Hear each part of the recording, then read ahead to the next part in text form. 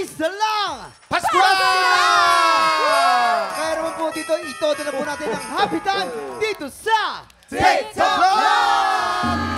Masaya ang araw na to dahil nandito ulit ang mga paborito nating tiktropa, Chad Kinis and Lexi Gonzalez! Tiktropa, mag-ingat! Aba, winner din tayo sa Good Vibes dahil mga grand winner ang mga kasama natin today. At mas makikilala na po natin sila sa balitaan na may masayang hulaan. Kaya naman, narito na ang... Ulo ng mga balita! Mamang! Yes! Itong celebrity player natin, fresh na fresh pa ang pagkapanalo. Ito po yung napakapoging bata na sa sobrang husay, napaiyak niya si Coach Pablo. 2024 The Voice Kids Philippines Grand Winner, Kevin Garceniego!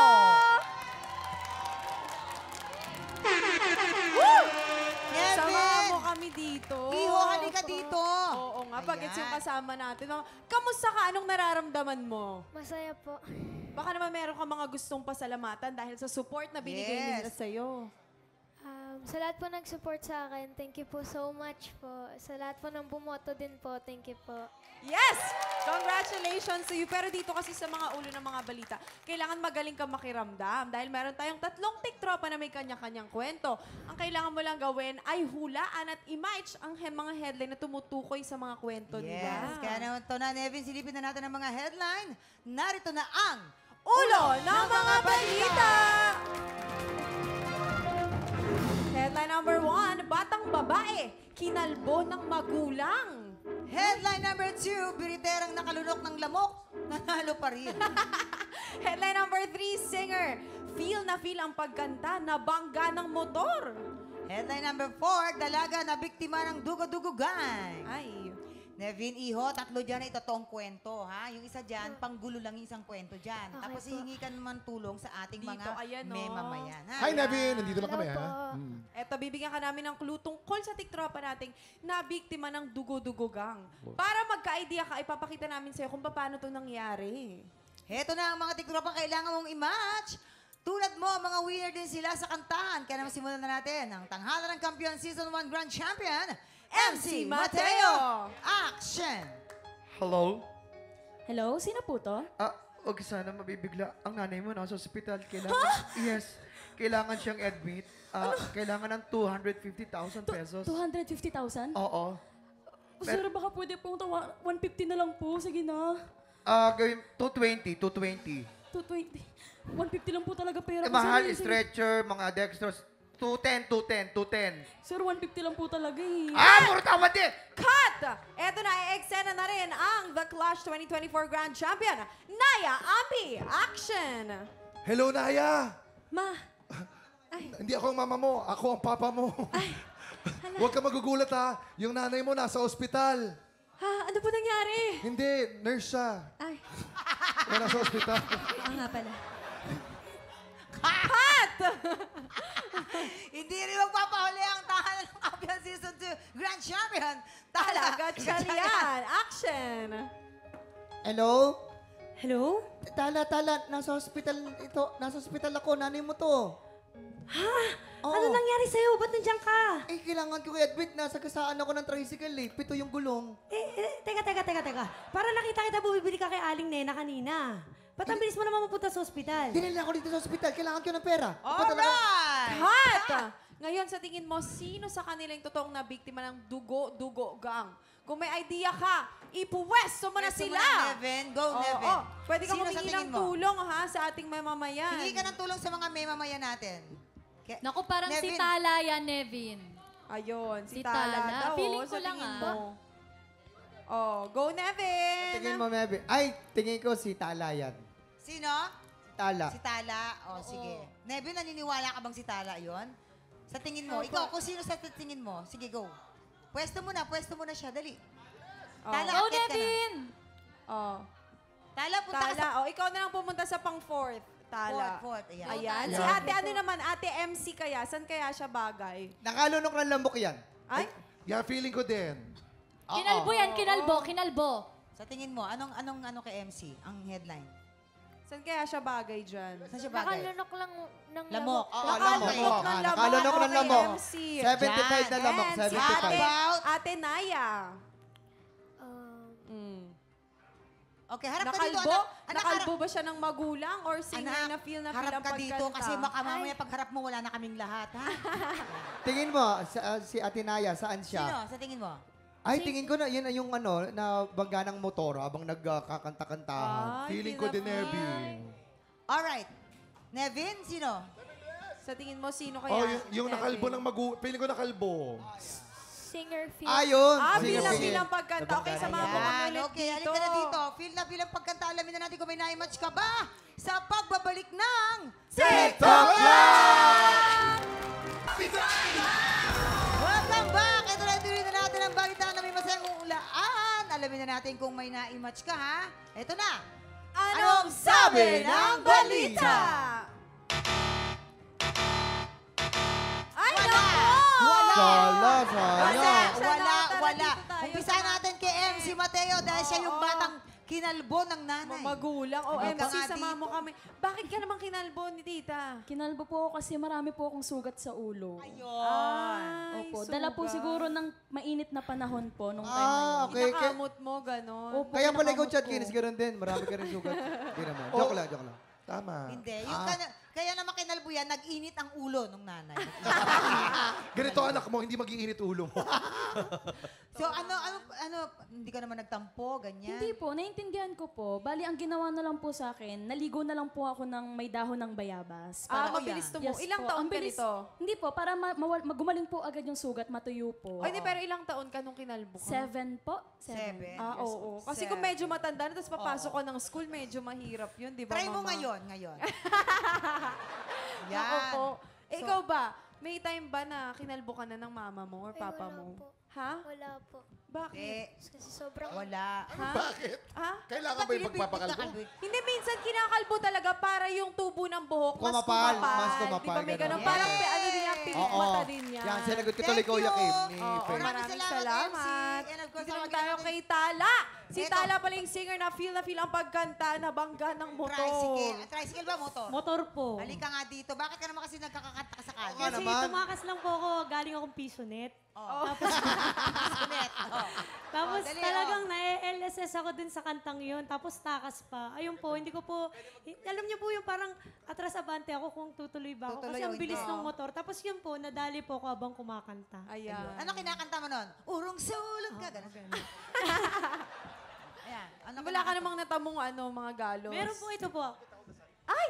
Nabutas ganda. po yan. Ala! Ay, ang ganda. Ang ganda. Hindi halata. Parang alkansya lang. Pumasok po yung bubog sa loob. Hindi, kaya awareness din yan dapat sa mga tumatawid. Kailangan alerto kayo. Tingin Kaliwat kayo sa kanan. kanan, sa kaliwa, baka mabangga kayo, di ba? Pero okay ka naman. Okay naman po ako. Mas gumaling po kumanta. Ayoy! Ganun pala dapat. Alright. Naku, Ayan, maraming naingat tayo. salamat. Maraming salamat, Tala. And of course, Oo. naman si Naya. Si Naya naman yung dalagang nabiktima ng dugo-dugoga. O ano yan? May nakuha ba? Meron O, po. ikwento mo. Dali.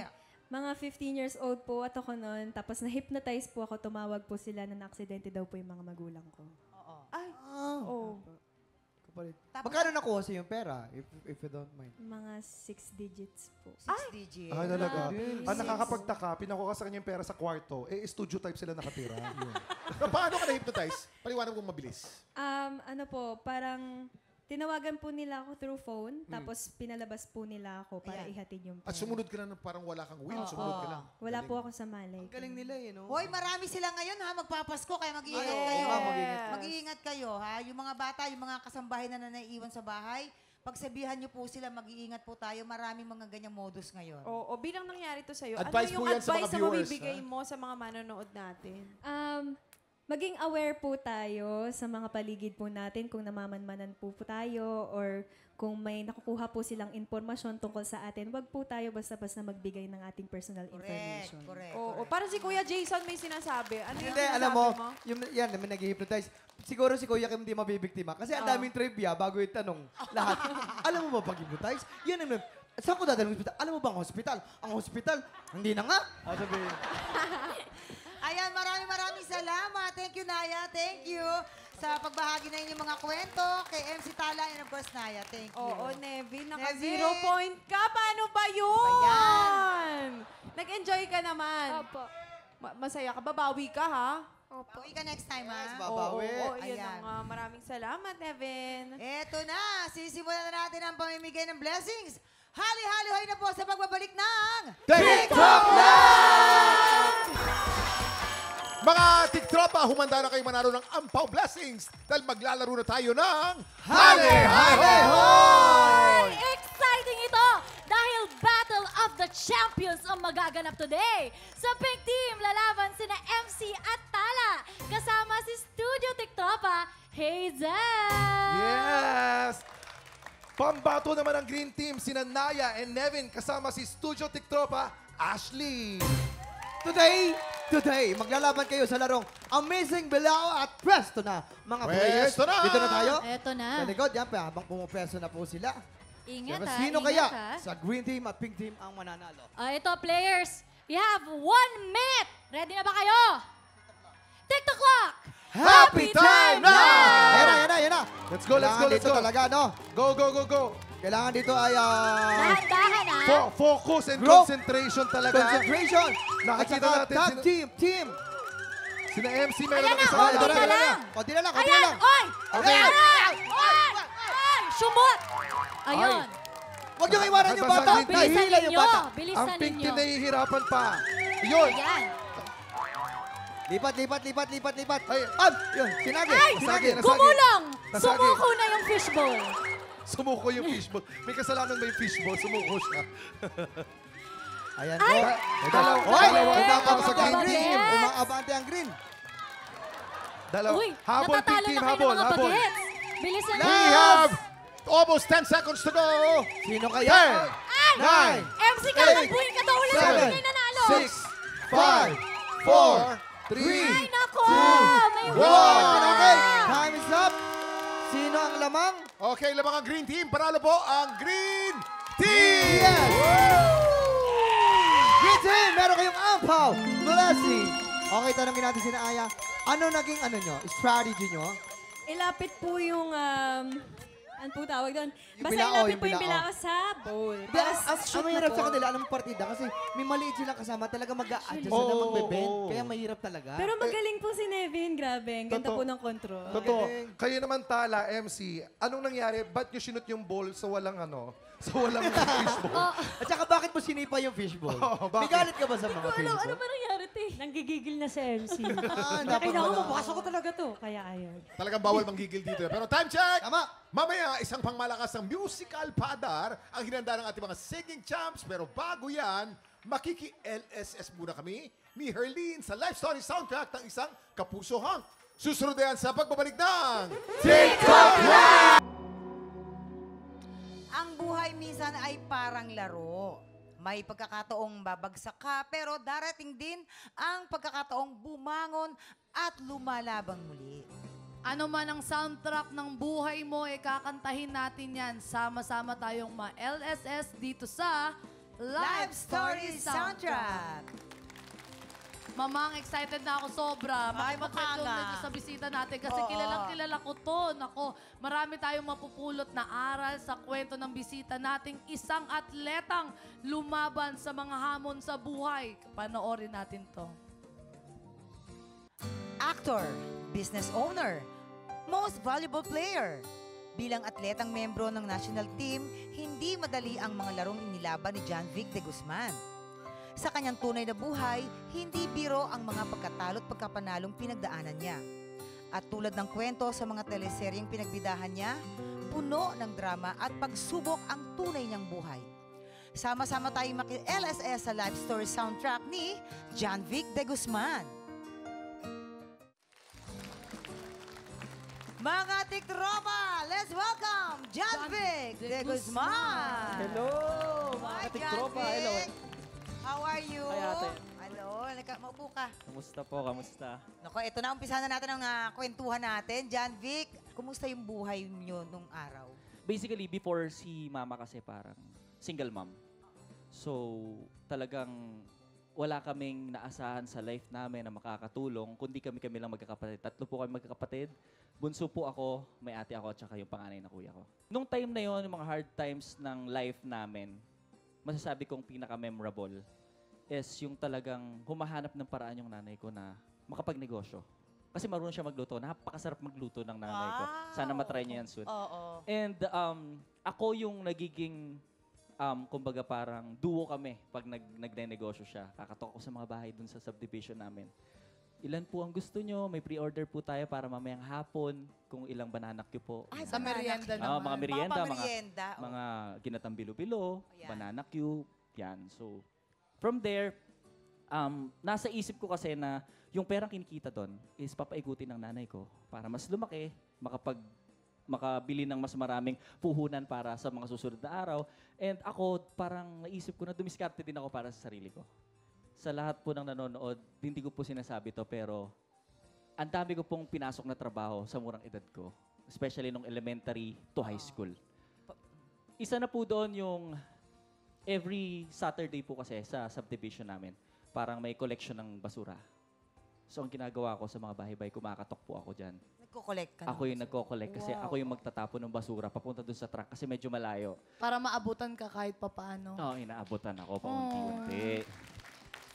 Tapos bukod doon, pumupunta rin kasi ako, before kasi yung subdivision namin may katabi. Kumbaga phase 1, phase 2. Sa phase 2 pupunta ako doon kasi nandun nakatira yung medyo nakakaangat-angat sa buhay. And kumakatok din ako doon sa bahay-bahay na yon.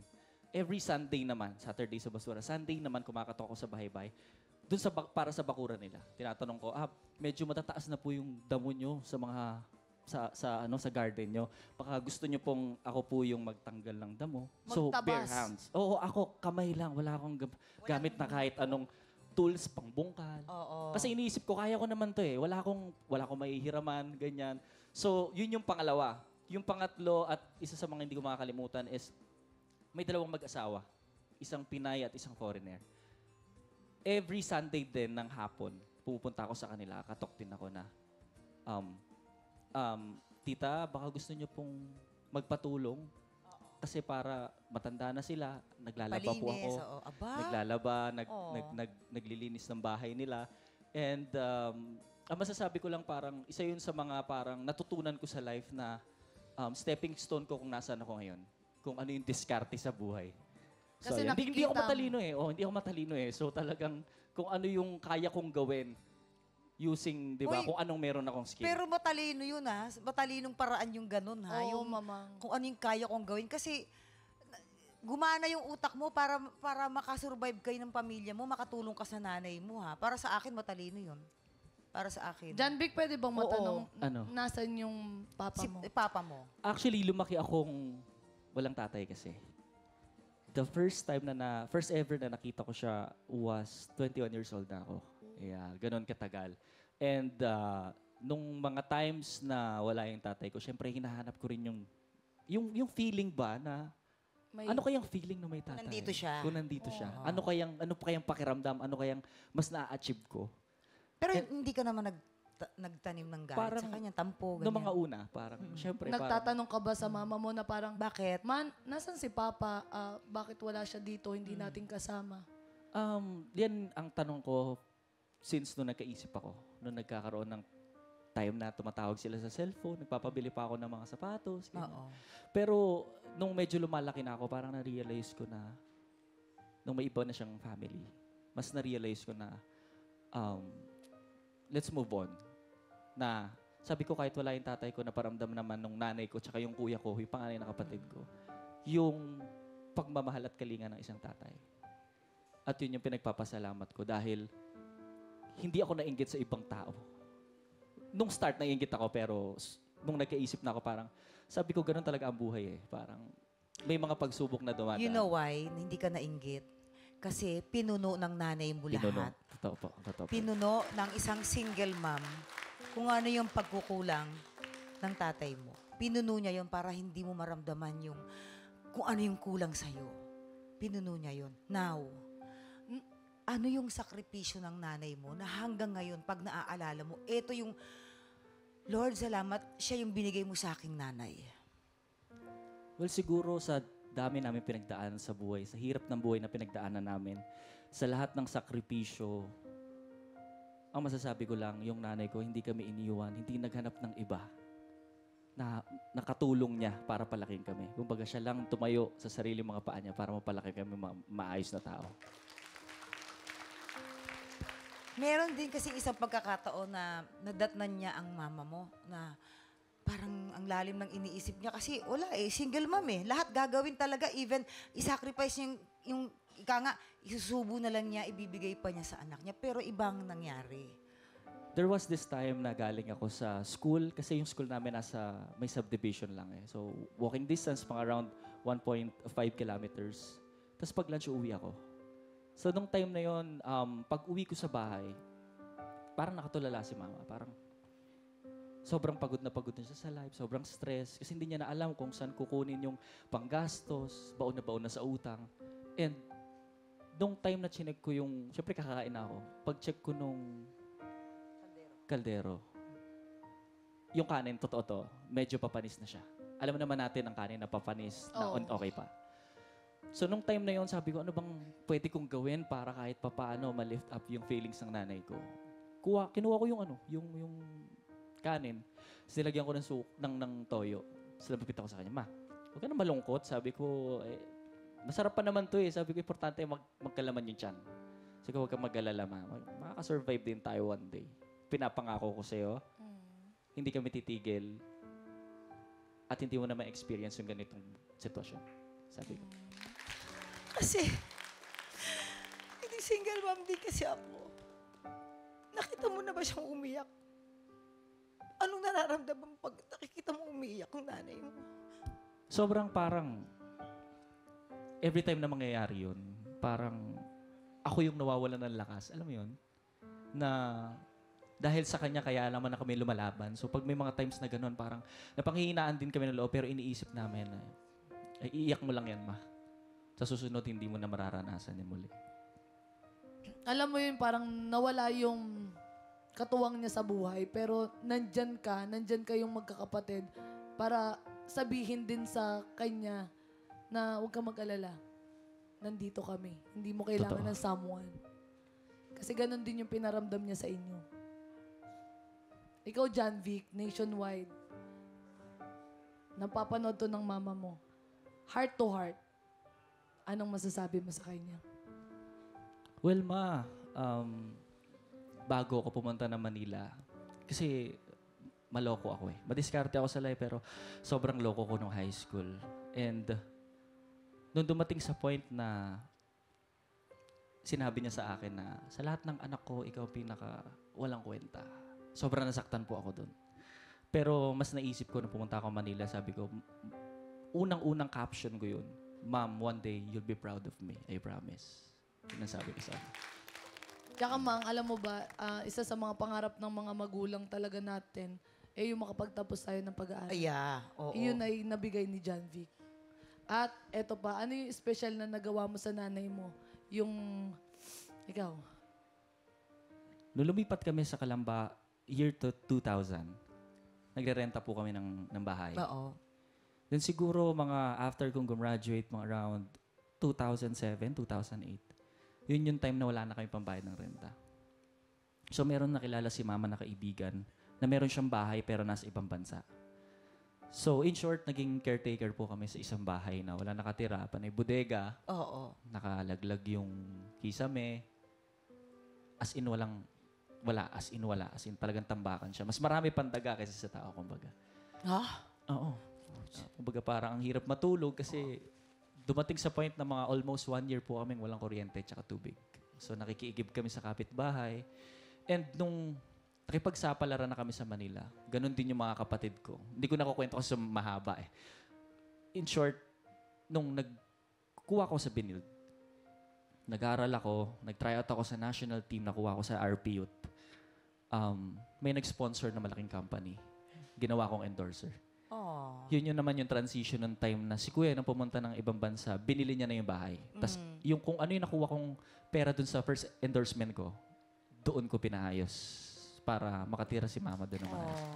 Maging comfortable siya. Ang swerte rin ng mama niya sa kanila, no? Oo. Na talagang hindi nyo pinabayaan yung mama. Actually, kami ang swerte. Kumbaga, sinuklian lang nila yung sakripisyo ng nanay. Dahil nakita naman din nila kung gaano talaga Yung kahirap, yung ginawang sakripisyo ng nanay. Sa totoo lang, mamang, mas swerte kami. Kasi sa hirap ng buhay, hindi niya kami iniwan. Diba? Diba? May option kami. Sabi mo nga, hindi naghanap ng partner Oo. dahil kayo yung ano. May option naman kami na, totoo naman, di kami magiging hypocrite. Napabarkada kami sa kung sino-sino, pero mas pinili naming mapabuti dahil yung nanay namin talagang hindi kami iniwan. Oo. At alam mo na kailangan niya kayo. Yes. Diba? Ayun. Ako, maraming salamat sa pagpapaiyak mo sa amin. Thank you po. Diyos ko, pag nagsasama talaga kami dito ni Herlyn, Diyos ko po, ito na nga tayo. Okay. Sa tingin mo, ano yung kantang masasabi mong talagang life story ng soundtrack mo? Well, siguro kung magkakaroon ng soundtrack yung life story ko, maihintulad ko yun sa panahon kung saan nagsisimula kami until the present hanggang sa future.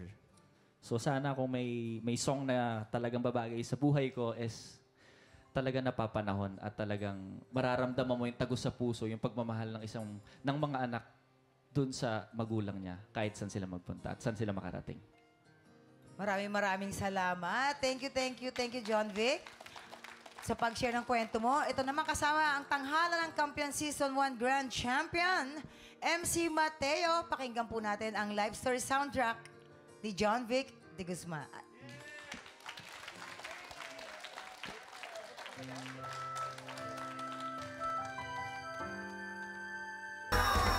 Ang tanghalan ng kampiyon, Grand Champion ay MC Mateo! Congratulations!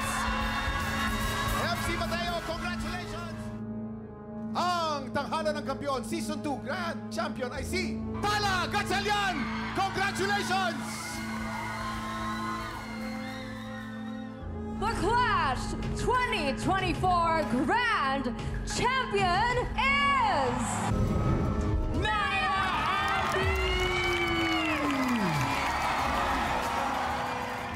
The grand winner of The Voice Kids 2024 is Neven Garciniello of Tropa, Chicago!